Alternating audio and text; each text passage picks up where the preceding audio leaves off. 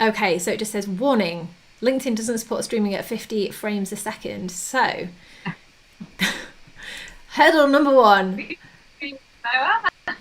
Hello, everybody, and welcome to this live stream, which is it's a little bit of an experiment because my StreamYard free trial came to an end, and because I want to write up an article about live streaming, I wanted to just experiment and play around with different tools and different softwares. So, according to LinkedIn, we're having an error around frame rate. So, bear with me a moment whilst I just check this. So, streaming, how do I change that? Oh, goodness me. Is anybody in the chat saying whether they can see you or anything? Is there any feedback that can happen? Yeah, can anybody see us? It says it's a non-responsive application, which is always slightly concerning.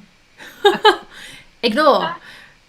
Right, who can see us? Please let us know. Are we live or am I going completely insane? Because it says that we're live. Yeah, it says that we're live, which is fantastic. I think it's important to do these things. And you're laser here, Charlie. You're really working it all out, so later you can educate the rest of us, and we don't have to go through the pain that you're going through. So that's amazing. I know, and it's one of those that you just take that punt. You just like, right, I can test it, or I could just talk to people about absolute nonsense whilst I'm doing it, or we can do something together. And I'm just wondering if I view my profile, am I actually coming up as doing a live video right now? All fine. Not very live, no content, and only 3 people. What? That's better. There was some glitching, but more like... Right, I think we're on LinkedIn. We're getting comments. I'm looking at my phone. So welcome, everybody. This is part 2 of my live stream series with the wonderful Ladey Adey, where we're talking about successful business networking online. Because as we know, with COVID and lockdown, going to in-person networking events isn't as easy as it once was, and to be honest, most events are still not doing anything until next year anyway. So online networking, it's an art, it's a science, it's whatever you want it to be, but it does work, and there are different things of doing it. And so we're going to talk about the principles of business networking today, and also etiquette. So if you do have any questions about these things, please do weigh in, please add your comments. Please bear with me whilst I check my phone and make sure that we're getting them, because at the moment neither Ladey or I can actually see any comments. But before we talk about principles and networking, Ladey, for anybody that doesn't know you, please just give us a little intro about your wonderful self. Hi, I'm Ladey. I'm a publisher and an author. So I create books from people's ideas, but in association with them. When someone says, I've always wanted to write a book, so let me help you to do it. This is my 8th book, Successful Business Networking Online. And I started writing it this April when everybody just went, because they didn't know what was happening. They didn't know what was happening with their businesses. COVID had hit and we were all in shock. But businesses are very resilient, and they discovered online networking 10 years before the tipping point for the techie boys said we would, actually, which is rather interesting. But I believe we can't just take in-person networking and shove it online. I think there's different nuances, there's a subtlety in behaviours which are slightly different, although I think the principles are the same. So just to kick this off, so the principles are the same. I completely agree with you here, but are there any particular principles that you think have been a little bit misunderstood, or people don't necessarily consider them to be the same when networking online? I think they think it's short term. Okay. Whereas I think networking is a long term strategy. I think people have just gone about it in a very relaxed way. And initially we were all learning, so I get that. So you could have the camera in the bedroom. You can have the kids yelling in the background, that kind of thing. But as we're growing, and we're growing very quickly, it probably hits more into the etiquettes, but that if you want to show a professional image, and I always say your screen is your business card, then you have to put your game face on. You have to have the right attitude. You have to have the right look. There's so many things you have to have on screen, which are more, you don't need those so much in person. So there's differences, there's contrasts, and there's ways of celebrating online, and there's ways of celebrating in person as well. But when we're concentrating online, then we have to make sure the principles are the same. Brilliant. So let's talk about the principles. Like, how many principles do you have, and what are they? Well, you can either say I've got 7 principles, or I've got 6 principles plus an extra. Okay. So it's entirely up to you how you look at it. But yeah, I've identified 6. Do you want me to run through those, and we can pick them out? Yeah, the other reason I'm distracted is that my phone is not showing up the comments, so I'm looking at my iPad now. I'm like a technology sort of bomb at the moment. Yes, so if you, just run through what are your 7. I'm sure 7 is a magic number. I'm sure there's some magic with the number of 7 somewhere. Yeah. That's right. It's my husband's birthday, so it must be. So principle 1, networking is the long-term business endeavour. So, we're in for the long term. Principle 2 is about your commitment. 3 is who you know and the type of networking. Principle 4 is networking is not direct selling. Principle 5 is to use strategic win-wins and how to get them. Principle 6 is measure and or move on. And the 7th one is being authentic, being an authentic, real networker. So that's how I sort of package them. Fantastic. So I'm going to touch upon the final one first, because I'm a big fan of reverse engineering things and starting at the end. But also because I've...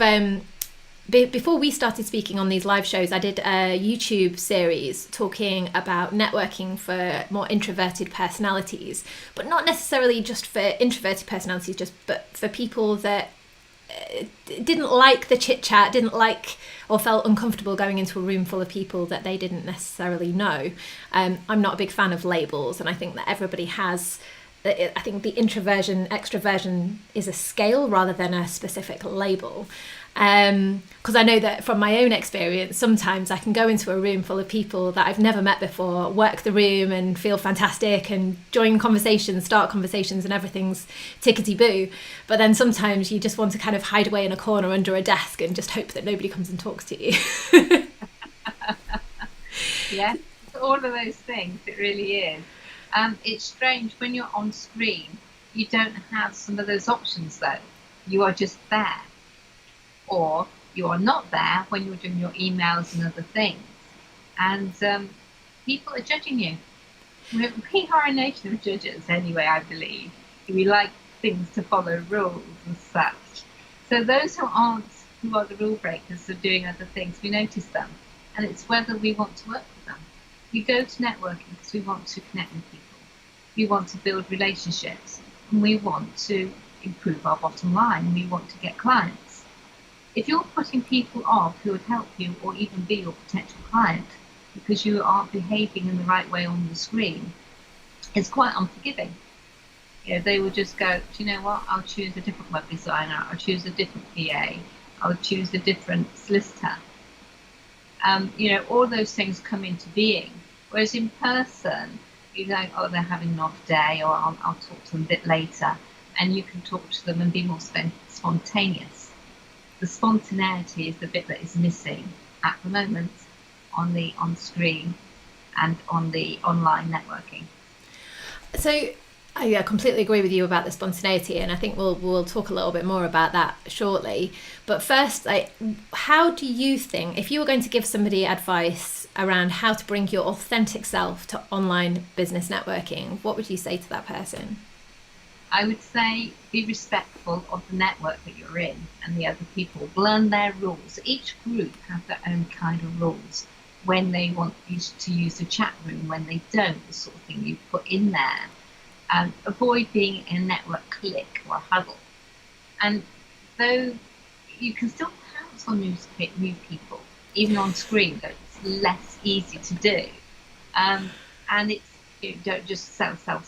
It's that longer game. But an authentic networker is the person that the organisers love to have because they help them. And they help them by maybe putting comments in the chat box. So they might start it off because people think, well, do I or don't I? And they go, here's my LinkedIn. Here's a little bit about me, and they stick it in. But they do it at sensible moments. They don't do it in the middle of somebody else's elevator pitch. They have to get the timing right. And that's just little points, but it makes a difference, because if you're talking and somebody's started chatting in the chat room, you won't be really pleased because people aren't listening to you, they're looking at the chat room. So therefore, you don't do that to somebody else.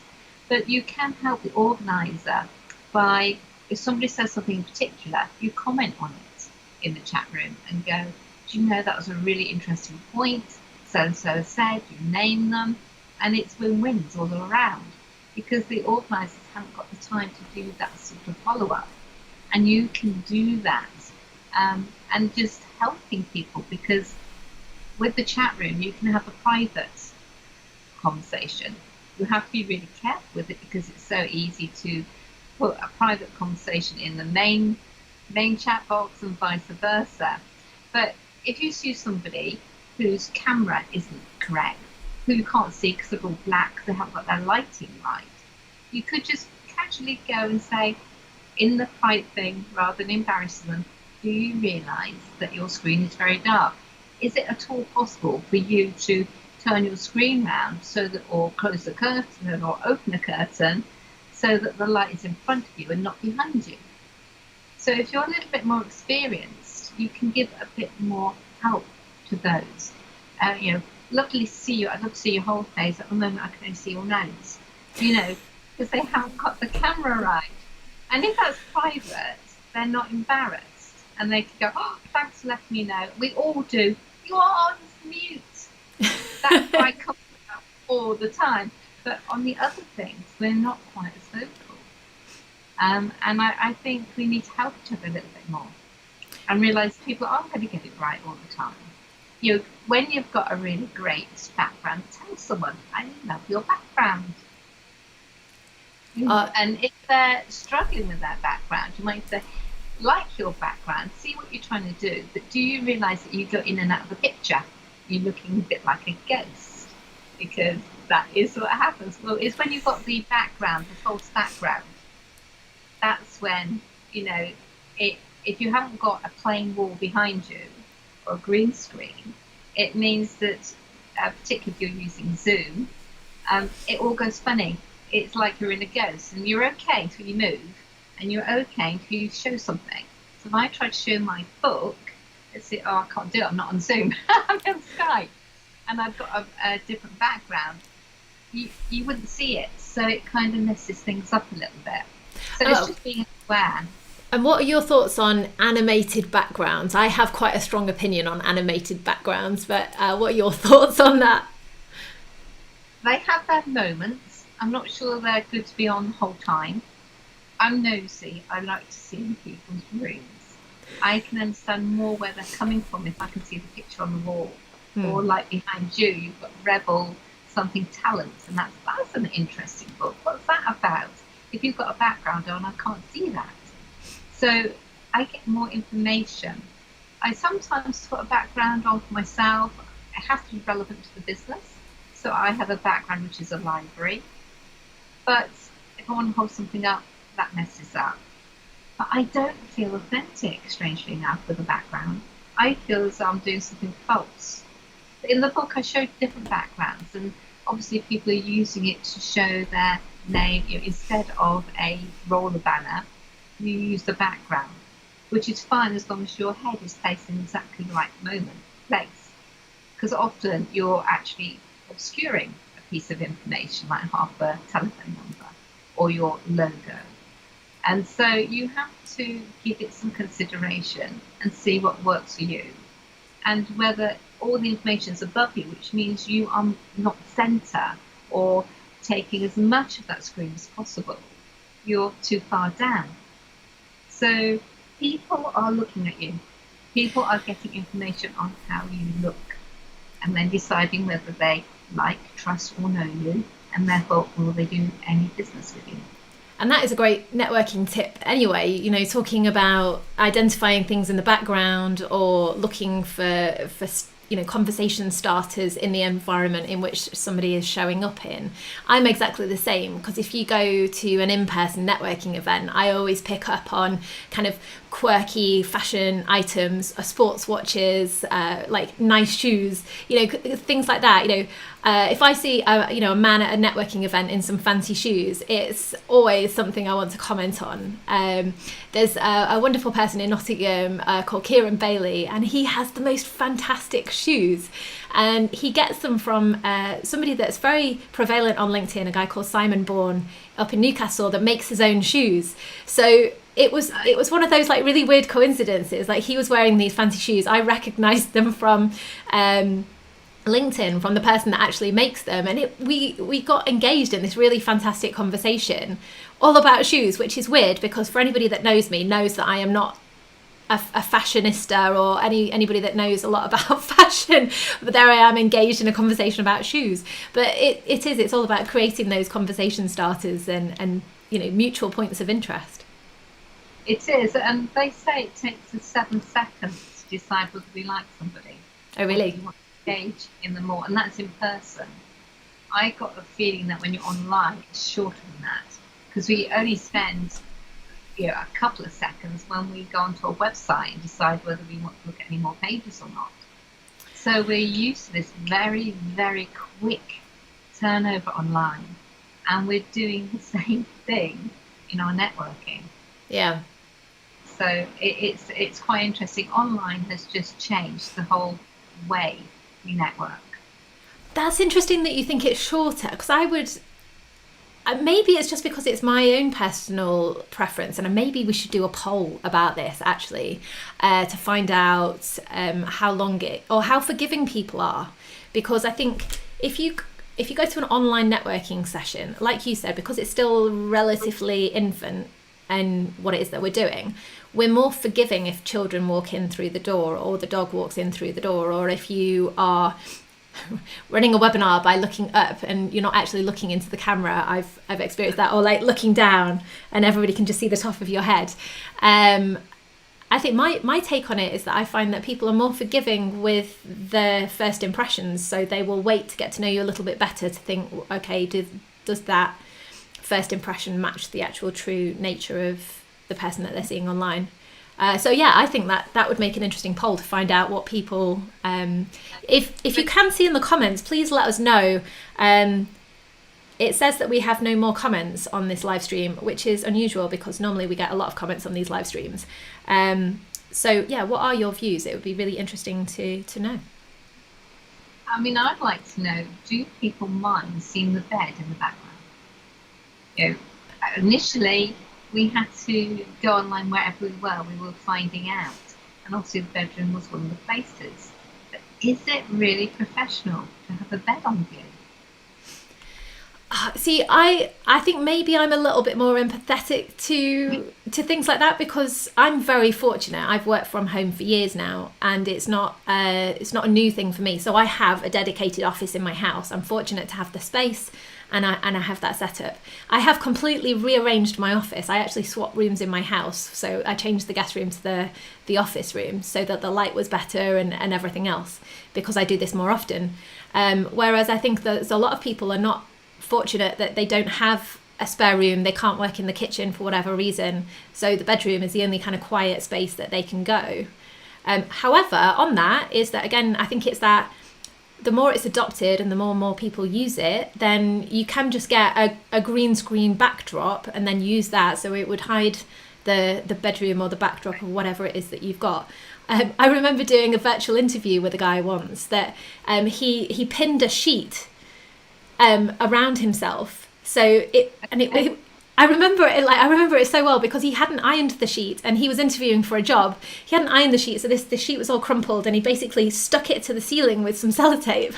And as the interview progressed, the sheet kept coming down, and I really felt for him because like it was like a typical like boy's bedroom in the background. But I think if the sheet wasn't falling down, it wouldn't have been as distracting. But I think we do still have to empathise with people's situations in online networking. And I think there's going to be a longer adoption period, for people to kind of get up to grips with the technology and the tools and the things like that will make it a little bit better for you. Because I just think that we're not equipped to have home offices and, spaces like that to do things. It would be my take on that. I've also just realised that we do have a few comments. Good. So Lara, hello, welcome to this live stream. So Lara's just commented saying that we have to be careful with giving feedback as some people don't want it. Absolutely. There's to be gentle and be careful how you say it. Yes. And of course, we're not actually saying it; we're texting it. And that's worse sometimes. I think I'm guilty of this. If I text, especially my other half, if I text him, like he's used to it now, but sometimes I think text-based communication can come across as quite aggressive when it's not meant to be. So you run the risk of putting people off. And then Lara's commented saying, have I worked with other platforms as this is all Zoom related and there are better platforms like Remo for networking? Absolutely. I went to it was a phenomenal event yesterday. It's called Kind Fest, and that was used on Remo. And have you been on Remo, Ladey? A number of times with Spaghetti Beasties, which Graham Todd runs, and also Felicity Francis runs her talk networks all on Remo. It is expensive though, isn't it? To host as a host, it's quite expensive. It is. And also, if you're only using it for almost like table breakout rooms, it is a conference app. I mean, that's what it was for, so that you have your speakers there. And we're not doing that so much. We're using it purely to go from table to table. Great fun for those that are participating. But it's like the old business stuff. There's so much to that app. And I think we're only using a fragment of it. But yeah, other platforms are there. I did a Google Meet. I loved that because during the network, you could put the subtitles on. And as people spoke, you got very quite accurate subtitles going along, which was really, really useful. And obviously there's Microsoft Teams as well. I think every time somebody invites me to do a Teams meeting, it makes me want to run away screaming. It always seems to break. And I've been involved in a few panel discussions and online networking that are based on GoToMeeting and GoToWebinar. And I don't know if it's a Mac thing. I have a Mac, and literally it took me... I always have to prepare or leave at least half an hour before anything on GoToWebinar or GoToMeeting, because I always have something that it doesn't work or trips me up or something like that. Zoom for me has always worked flawlessly, so I'm always a big fan of Zoom. Has anybody watching this experienced anything else that you want to share? Please let us know. It'd be really good to hear. And Tony Smith from Genius, he's got a system called Pod, which it uses the Zoom technology, but it's called Pod instead, which is always worth looking at and contacting him. Pod. Okay. Who was that, sorry? Tony Smith, Genius is the company name. But yeah, that that's what we say. Other platforms do apply. Zoom, as they have quadrupled, or they've become the name, just like Mr. Google got into our vocabulary, so has Zoom. We call it Zoom fatigue. We talk about Zoom land, Zoomitis. There's so many Zoom words out there. What's Zoomitis? You've got Zoomitis, you're never off it. So okay. That we this COVID lockdown has opened up the online way, and in that comes advantages and comes disadvantages. But I find it interesting as part of language, because as an author and as a publisher, I like words, and I'm very interested on how much the Zoom thing has changed, and phrases like "you're on mute" are coming into being, and "you're frozen," and things that we never thought we would say, you're saying now quite often. I know, it's like the words, I hear lol in conversation, which I'm not quite sure how I feel about this. I'm not sure if it's just me being a little bit old-fashioned. I don't know. But yeah, I think lol should never be featured in general conversation. Could just be me. I don't know. I've been ghosted. I've written all common words and phrases lockdown-wise. We've got lockdown hair. Do you know what being ghosted means? I do, but only from my brother's old dating references. Apparently you can be ghosted on dating apps. So right. I assumed it would be the same thing. Yeah, it's generally when a speaker is on, you put your picture up, or it just means that while the speaker, you're not giving the attention to the screen and you are doing other things at the same time. Like me. Yeah. Like me now checking my phone to check the comments. If I was, unless you know that that's what I'm doing, it would appear quite rude, or it would appear that you're not very engaged. Yeah, it's that etiquette thing, isn't it? And the expectations. And I think we miss. I'm not sure if it's a cultural thing, but I do believe in my interactions, my experience anyway, is that we don't align our expectations enough. So if we go to an online networking session, a webinar or what have you, make sure that your expectations are voiced to the people in the meeting, or that there is a mutual understanding of, right, okay, the organizer sets the expectations from the start. This is an online networking session. If you're not present and willing to engage, then this is not for you. Or like, this is a series of presentations. Like, here you can dip in and dip out. Because I know I've joined 2 online conferences during lockdown. And I found as well, like, there have been networking opportunities off the back of them through the comments after the talk. But also I've noticed that a lot of people comment during the talk. But then, like, I don't know about you, but a whole day of online conferencing literally makes me want to scratch my eyes out at the end of the day. It's quite an unpleasant experience. And for the clients that I've worked with where I've replicated a full day workshop, for example, I always split that up into 2 half-day sessions, or, and make sure that there are regular breaks, because a whole day, I think, is people disengage, people lose interest, and it's too much. It is too much, and the main reason it's too much is because we're just using a couple of our senses, and they are not. It's not natural for us to sit in front of a screen so long. It is natural for us to sit opposite a person for length of time. So we're actually, and there will be a lot, I'm sure, about the light transmission of the physical, what's happening from the screen. Some people say you should have blue light, the blue screen around, over the screen, because it's having an effect. It's having an effect that's been taken into the eyes, what's happening to the skin, all of that stuff, which the jury's out at the moment. But if you're, if it's the odd time, fine. But if it's every single day for that length of time, then we need to look at it a little bit. And the Zoom fatigue. I've got a couple of people who've spoken about it in my book, because we go out at the end of the day and we feel like, someone's just put me through the dishwasher, and it's just because we've not taken those 10 minutes breaks away from the screen. We've not been helpful to ourselves. We've had back-to-back calls, and when you're on the calls, even in the networking which we've been talking about, your attention has to be a little bit more so. And when you're maintaining that for 40 minutes, it's too much. So I kind of think, if you're in a networking group of 6 or maybe 8 or less, then you kind of need to give some attention. But if you're in groups of 20 plus, then for me it's a free-for-all. And I can do my emails, or I can chase people on the screen and find them on LinkedIn and connect with them while it's all going on.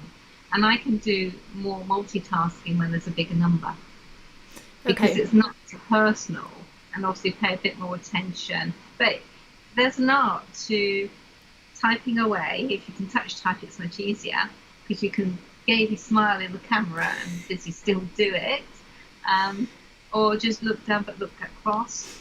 But also, I have two screens, so if the presentation's on the other screen, I'll be looking across there, which again looks like I'm distracted. I'm actually not. So, there's bits, but I have seen some very active chat rooms during the speaker, and that is where spontaneity can happen. Particularly if people are very humorous, they can say things which has everybody else laughing on stuff, but it depends on the network, and it's being honouring to how the organiser wants that network to run. And sometimes you have to go once or twice before you realise, oh yes, that's allowed or that isn't allowed.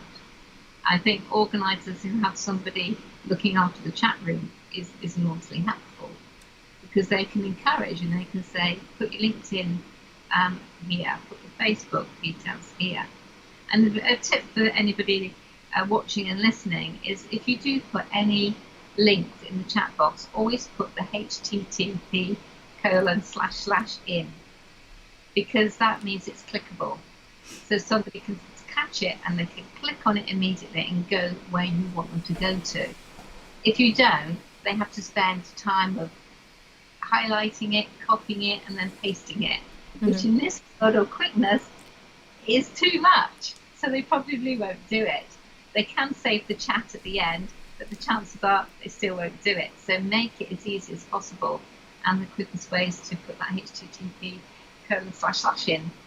Well, ninja trick on that one, I use a tool called Textexpender, which is incredible. So any links that you share regularly, any sort of snippets of text or anything like that, if you're answering the same question over and over again, Textexpender is like I use it all the time. I use it all day, every day.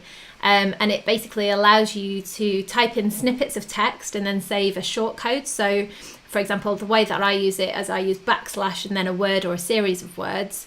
And then if I type, so for example, if I'm in a Zoom meeting and I want to share my LinkedIn profile link, I would just put / LinkedIn profile, and it would then populate it with the entire link. So I'm not constantly having to go and copy and paste or go and cross-reference things or keep going back to my website to have a look at blog articles and then copy things over again. I can just share that link very, very easily. Or if I get the same question on email quite a lot, I can save the snippet of text and just expand it. And it shaves so much time off the back of what it is that you're doing. Yeah. Okay. So we've been talking now for 30 minutes, just over 30 minutes. I know, we could just talk for hours, can't we? We certainly can. So if you're keen to get hold of Ladey's book, there are a few ways that you can do that. So the book launch is on the 25th of September, and there's going to be a book launch. Just if you move that, because I can't. There you go. Up on myself, up on my face, but yeah. Everybody can see that. Yeah. We can see that now. Fantastic. So if you would like a copy of this book, then it's launched on the 25th of September. There is going to be a book launch party. And also that Ladey has very kindly gifted a few copies. So if you are participating in my free 5-day Curious LinkedIn Challenge next week, every evening there's going to be a live Q&A. Hopefully it will... I will nail down a few little things, but we're going to do a live Q&A, LinkedIn Live every day, 7 p.m. So for the most engaged person is going to win a copy of this incredible book. So you can join the book launch party. The link will be in the comments of this live stream, so you can join that. You can come and join the LinkedIn Challenge and participate and try and win a copy every evening. You'll have 5 opportunities to do that. And I'm assuming that it will be available on Amazon and in all bookstores. Yeah, brilliant. The great thing about joining us on the party, the launch party on the 25th of September, which is next Friday, 4 o'clock to 6:30, is that you can get the launch price book. That'll be special. But yeah, other than that, we hope we've only got 30 tickets left for that. It is a free event through Eventbrite, but there's only 30 tickets left, and we will be going Facebook Live with that event, so that's going to be interesting, playing with the technology on that one. And of course, the website, www.ladeyadey.com, will be another way of getting the book. Brilliant. And if you're curious about what I'm using today to go live on LinkedIn, it's a tool called Restream.io. It's a free tool. Well, I'm using the free version, and I'm using that in conjunction with a tool called Ecamm Pro. So that's ECAMM Pro. And that's how I'm able to give it this yellow border. That's how I'm able to add in the names and the labels. And there's quite a few other things that I can do. But if you want, you'll have to join in my LinkedIn challenge, then you'll see the other little quirky things about this tool. But if anybody has any questions or any tips about streaming live on LinkedIn or any other platform, then please feel free to send me a message and let me know. I'm on a big learning curve with this. This is completely new to me. It's quite exciting. But what I am going to do is I'm going to write it all up with lots of tips and tricks, and then just basically share my experience with these different tools. So yeah, lots of fun. And be a really good ebook. Yes, it will. It will. And Ladey is going to come on live with me again next Friday, same time, 11:30, live on my LinkedIn profile. So if you do have any other questions, hopefully we'll be able to get the comments feature working because this has been quite tough today. But yeah, if you do have any other questions about business networking online, then come and join us next Friday at 11:30. My name is Charlie Wyman, and I will speak to you again soon. Thank you. Bye-bye. Bye.